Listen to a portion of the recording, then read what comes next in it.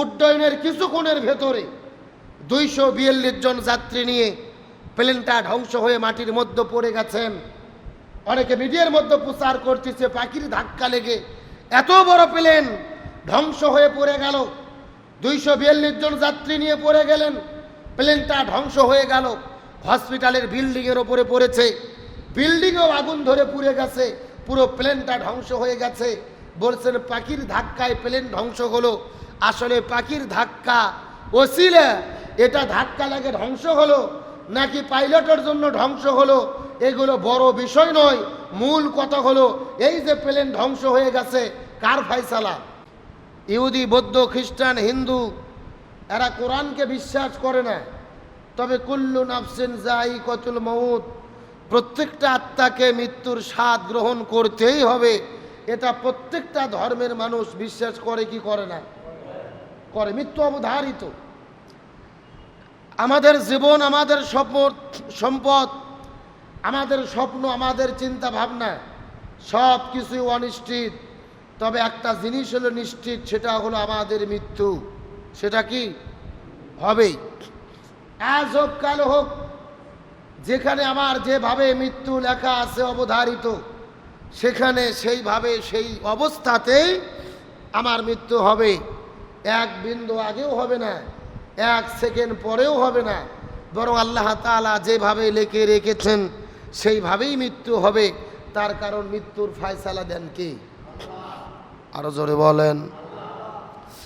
মহান আল্লাহ সুবহানাহু ওয়া তাআলা মানুষদেরকে যখন যেইভাবে মৃত্যু লিপিবদ্ধ করে রেখেছেন, কেউ বা হসপিটালের বেডের মধ্যে মৃত্যুবরণ করবেন, কেউ বা ঘরের মধ্যে ঘুমাতে গিয়ে মৃত্যুবরণ করবেন, কেউ বা রাস্তার মধ্যে অ্যাক্সিডেন্টে মারা যাবেন, কেউ বা সাগরের পানিতে ডুবে মারা যাবেন, কেউ বা নদীতে ভ্রমণ করতে গিয়ে নদীর পানির মধ্যে পড়ে মারা যাবেন। তার মানে পৃথিবীর ভেতরে প্রত্যেকটা মানুষের যখন যেইভাবে যেই মুহূর্তে যেই পদ্ধতিতে মৃত্যুটা লেখা আছেন অবধারিত, ওই ব্যক্তির ওইভাবে ওই সিস্টেমে ওই পদ্ধতিতেই মৃত্যু হবেন। তার মানে বোঝা গেল মৃত্যুর সময় আর মৃত্যুর পদ্ধতির ভেতরে কখনোই পরিবর্তন হয় না। আপনার আমার মৃত্যু যেভাবে লেখা আছে এইভাবেই মৃত্যু হবেন। একদিন এই দুনিয়ার সফর আমাদেরকে শেষ করতে হবে, আখিরাত জীবনে আমাদের প্রবেশ করতে হবে। আর আখিরাতের তুলনায় এই দুনিয়ার সময়টুকু কম নাকি বেশি? আর একটু কথা বলেন আমার সাথে, কম নাকি বেশি? আমার প্রিয় বন্ধুগণ, মুসলমান ভাইরা গভীর মনোযোগ।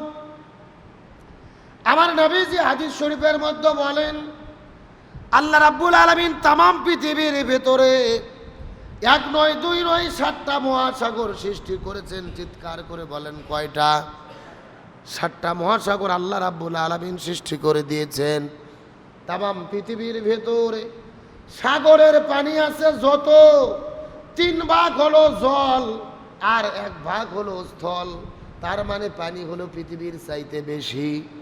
এই যে বিশাল বড় সাগর, এই মহাসাগরের ভেতরে ওই 3টা মহাসাগরের মধ্যে একটা সুই ফেলে দেওয়ার পরে, ওই সুসটা সাগরের পানির মধ্যে ভিজানোর পরে ওই সুসটা যখন উত্তোলন করা হয়, ওই সুসের সঙ্গে 1 ফোঁটা যেই পানিটুকু ভরে থাকে, রাসূল করিম সাল্লাল্লাহু আলাইহি ওয়াসাল্লাম বলেছেন এই সুসের 1 ফোঁটা পানি হলেন এই দুনিয়ার জীবন, আর পুরো মহাসাগরের পানিগুলো হলো আখিরাতের জীবন। 7 মহাসাগর, 3 মহাসাগর, সাগরের মধ্যে যত পানি, পুরো পানি, সাগরের পানিগুলো হলো আখিরাতের জীবন। আর একটা সুস ভিজানোর পরে 1 ফোঁটা পানি ওঠে, এই 1 ফোঁটা পানি সম পরিমাণ জীবন হলো দুনিয়ার জীবন। অথচ আমরা এই দুনিয়াকে পাওয়ার পরে আখিরাতকে ভুলে যাই। এই দুনিয়ার চিন্তা চেতনা ফেকের আল্লাহ এবং রসুল থেকে আমাদেরকে দূরিয়ে রাখে। এই দুনিয়ায় খাও দাও ফুর্তি করো, দুনিয়াটা মস্ত বড়, দুনিয়ার লোভে পড়ে, সম্পদের লোভে পড়ে, স্ত্রী সন্তানের মহাব্বতে পড়ে আমরা আখিরাতকে ভুলে যাই। অথচ মৃত্যু হলো নিশ্চিত। 1 সেকেন্ড আগেও হবে না, আবার 1 সেকেন্ড পরেও মৃত্যু অবধারিত। যেইভাবে মৃত্যু যেখানে লেখা আছে সেইভাবেই মৃত্যু হবেন।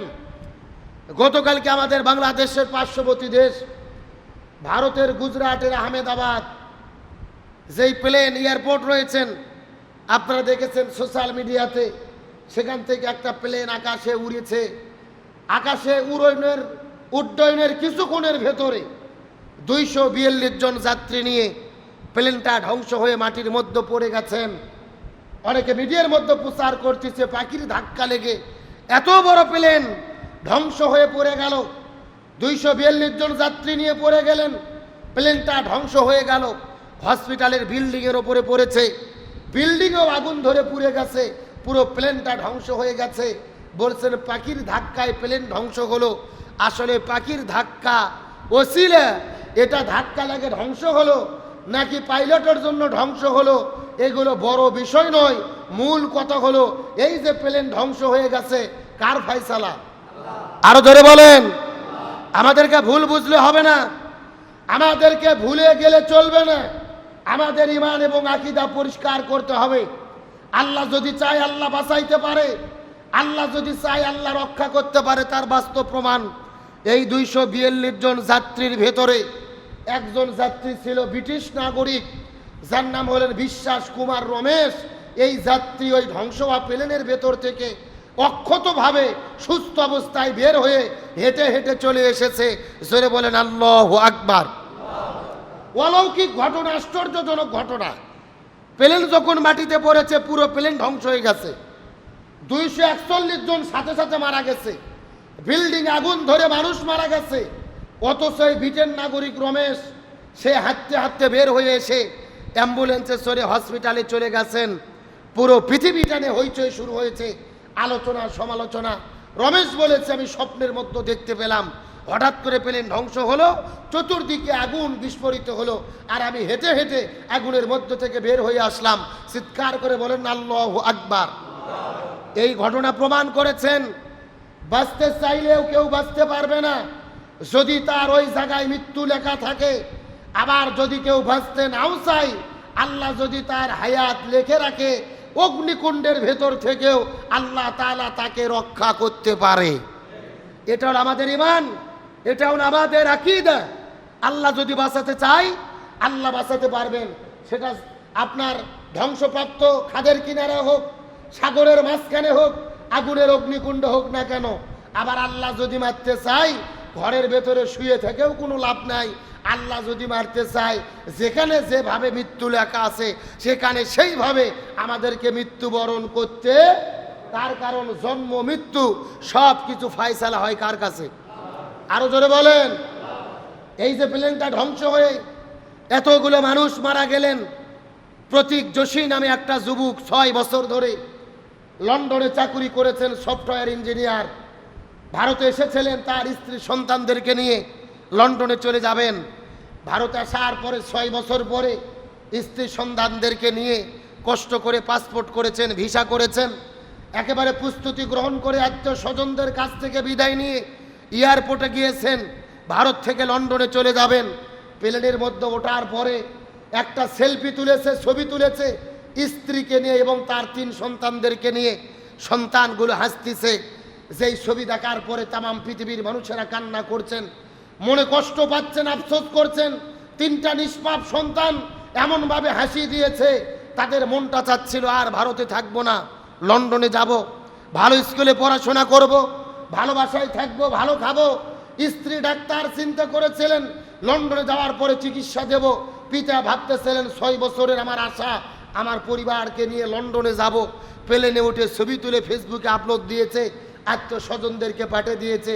আল্লাহর কি খেলা! মাত্র 30 সেকেন্ড পরে প্লেন যখন ধ্বংস হয়ে গেল, পুরো পরিবার সহ পৃথিবী থেকে বিদায় নিয়ে চলে গেছে। একজন পৃথিবীতে বেঁচে নেই। তার মানে বোঝা যায় আমাদের স্বপ্ন হলো অনিশ্চিত আর আমাদের মৃত্যুর গন্তব্য হলো নিশ্চিত। আমরা অনেক স্বপ্ন দেখি, 10 বিঘা জমি কিনবো, লক্ষ কোটি টাকার ব্যবসা করব, ছেলে মেয়েদেরকে চাকরি নিয়ে দেব, কোটিপতি হব, গাড়ি করব, বাড়ি করব। এগুলো আমাদের স্বপ্ন। স্বপ্নটা অনিশ্চিত, কিন্তু আমাদের মৃত্যুটা হলো নিশ্চিত। কিন্তু আমরা দুনিয়ার মোহে পড়ে মৃত্যুকে ভুলে যাই, মৃত্যু থেকে আমরা দূরে থাকি, এমন একটা গাফলতি আমাদের ভেতরে আসে না নাই? সুতরাং আমাদের সাবধান হতে হবে। এই প্লেন ধ্বংস হওয়া থেকে আমাদের শিক্ষা নিতে হবে। দুনিয়ায় মোহ আমাদের পড়া যাবে না। কত চিন্তা ভাবনা করি, আল্লাহ তাআলা যখন যেভাবে মৃত্যু লিখে রেখেছেন তখন সেইভাবেই মৃত্যু হবে। এরা ভাবতেছিল লন্ডনে চলে যাব, কিন্তু আল্লাহ বলতেছে না, লন্ডনে তোমরা যেতে পারবে না, ভারতের মাটিতেই প্লেন ধ্বংস হয়ে তোমাদের মৃত্যু হবে। তার কারণ কখন কার মৃত্যু কিভাবে হবে এটা একমাত্র ফয়সালা কার কাছে? আরো জোরে বলেন। আমার প্রিয় বন্ধুগণ, মুসলমান ভাইরা, গভীর মনোযোগ। আল্লাহ সুবহানাহু ওয়া তাআলা পবিত্র কোরআনুল কারীমের ভেতরে সূরা লোকমানের 34 নম্বর আয়াতের মধ্যে আল্লাহ রাব্বুল আলামিন কত চমৎকার করে বর্ণনা করে বলেছেন। আল্লাহ রাব্বুল আলামিন বলেন, এই পৃথিবীর ভেতরে এমন 5টা জ্ঞান আছে, এমন 5টা বিষয় আছে, যেই 5টা বিষয়, যেই 5টা জ্ঞান আল্লাহ সারা পৃথিবীর কারো কাছে নাই, কেউ বলতে পারবে না। 5টা এমন জ্ঞান আছে যেগুলো একমাত্র জানে কে? আরো জোরে বলেন। এই 5টা বিষয়কে বলা হয় গায়েবের চাবিকাঠি। এই 5টা বিষয় আল্লাহ ছাড়া কেউ জানে না, এমনকি নবী রাসূলও জানতো। এই 5টা বিষয় একমাত্র আল্লাহ রাব্বুল আলামিন জানেন। এই 5টা বিষয়ের মধ্যে প্রথম নম্বর বিষয় হলো কখন মৃত্যু হবে, কোন সময় মৃত্যু হবে, কখন কখন কিয়ামত হবে, কোন সময় কিয়ামত হবে। চিৎকার করে বলেন তো দেখি, এটা একমাত্র জানে কে? বিশ্বনবী করিম সাল্লাল্লাহু আলাইহি ওয়াসাল্লাম হাদিস শরীফের ভেতরে কিয়ামতের ছোট ছোট আলামত সম্পর্কে বর্ণনা করেছেন, কিন্তু বড় আলামত সম্পর্কে নবী বর্ণনা করে নাই। কখন মৃত্যু হবে, কোন বছর মৃত্যু হবে, কখন কিয়ামত হবে, কোন সময় কিয়ামত হবে, কয় বছর পরে কিয়ামত হবে, এটা পরিষ্কার করে বলা যাবে না। তার মানে বোঝা গেল কিয়ামতের একমাত্র জ্ঞান আছে কার কাছে? আল্লাহর কাছে। 5টা বিষয় জ্ঞান আছে, যেই 5টা বিষয় এই দুনিয়ার ভেতরে কারো কাছে নাই। 1 নম্বর হলো কিয়ামত, 2 নম্বর হলো আকাশের ভেতরে মেঘ চলাফেরা করে, এই মেঘের ভেতরে কোন মেঘের মাধ্যমে বৃষ্টি হবে, কোন মেঘের মাধ্যমে বৃষ্টি হবে না, কতটুকু বৃষ্টি হবে, কতটুকু বৃষ্টি হবে না, এটা একমাত্র সিদ্ধান্ত জানে তিনি কে? গভীর মনোযোগ দিয়ে বোঝার চেষ্টা করবেন। তাম পৃথিবীর ভেতরে আবহাওয়া অফিস আছেন, সেই অফিসগুলোর মধ্য থেকে সতর্ক করা হয় আগামীকালকে বৃষ্টি হবেই, এমন কথা কিন্তু তারা বলে না। তারা কিন্তু সতর্ক করে বলে অমুক অমুক জেলার ভেতরে বৃষ্টি হতে পারে, তবে বৃষ্টি যে 100% হবেই এমন কোনো বলার কোনো সুযোগ। আপনাদের সাজাপুর গ্রামের ভেতরে প্রচণ্ড মেঘ তৈরি হয়েছে, এমন কালো মেঘ করার পরে ঝড় উঠেছে, মনে হচ্ছিল এখনই বৃষ্টি হবে, কিন্তু দেখা যায় বৃষ্টি হয় না। বাতাসে মেঘগুলো কেটে এখান থেকে চলে যায় আরো 20 কিলো দূরে, ওখানে যাওয়ার পরে বৃষ্টি হয়, এই জায়গার মধ্যে বৃষ্টি হয় না। তার মানে আল্লাহর ফয়সালা হলো মেঘ আপনার মাথার উপর দিয়ে যতই ঘোরাফেরা করুক না কেন, আল্লাহর হুকুম ছাড়া ওই মেঘের মধ্য থেকে বৃষ্টি বর্ষণ হয়।